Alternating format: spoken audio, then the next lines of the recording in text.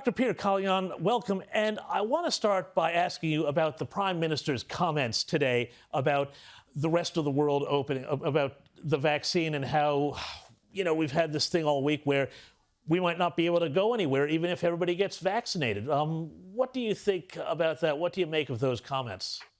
Well, to be honest, I didn't hear the comments, but the general view that I would have is that we do need to get people, all the adults in Australia, vaccinated or try to by the end of the year.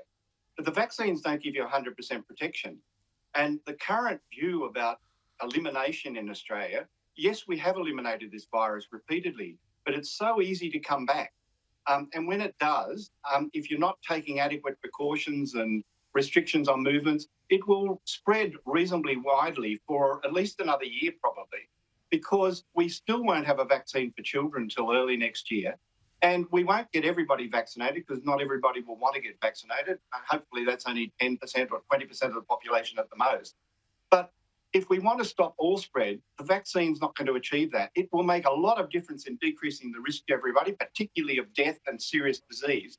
But people can still get mild disease. Even the AstraZeneca, with the AstraZeneca, maybe it's 60% effective at stopping transmission of mild disease.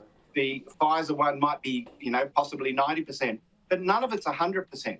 So we're going to have to, at some stage, after we've protected the people who are most likely to die, and that's people over the age of 70, come to some view at some time, now that may not be towards the end of the year, that some amount of virus spread we're going to have to live with, because this virus isn't going to go away. This is going to become a winter seasonal event, much worse than influenza, 10, 20 times worse. But if you've been vaccinated and the vaccines continue to work, it decreases your risk by 90%, probably 95%. So it, in effect, turns it into what is really the seasonal influenza as far as deaths and severe disease go. But we won't have zero transmission forever. We're going to have to, at some stage, accept that.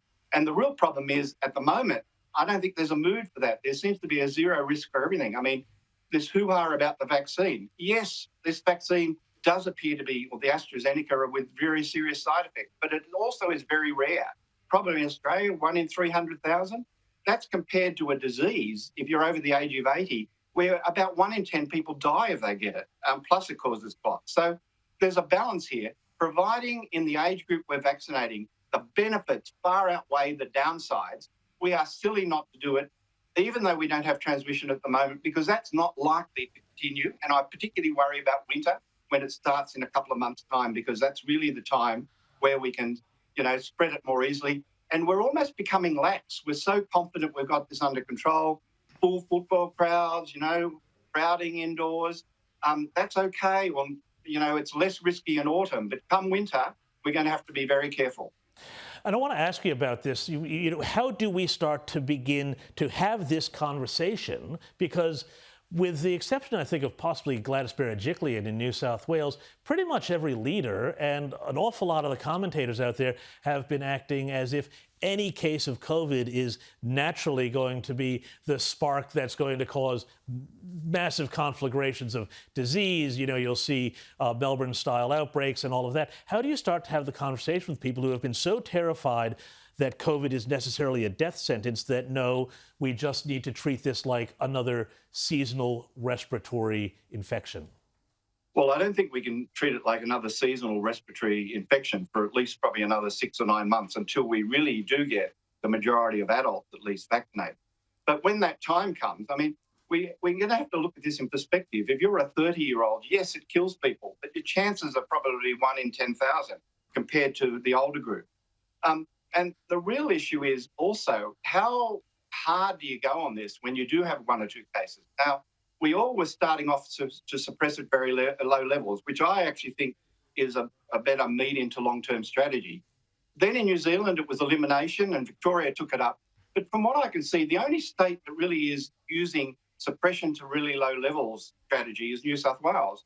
And people say, oh, that's not good enough, you've got to go for elimination. But their effects, or the end result in New South Wales, has been, you could argue, better than Victoria, but as good as New Zealand, good as anywhere else.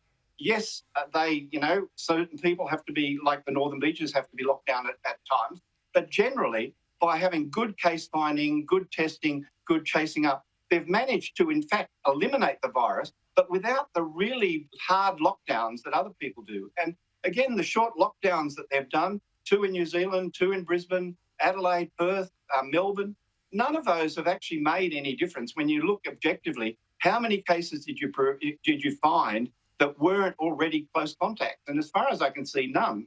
So I think we're going to have to learn better that, look, if we want to live life reasonably normal, I might say there'll still be constraints, but without these lockdowns that are very destructive, very costly, and they will continue if we do that because there's going to be more leaks and spreads, we're going to have to be confident that the approach, for instance, that New South Wales take will give you the same result as what Victoria has done or New Zealand, because the available evidence is that it has.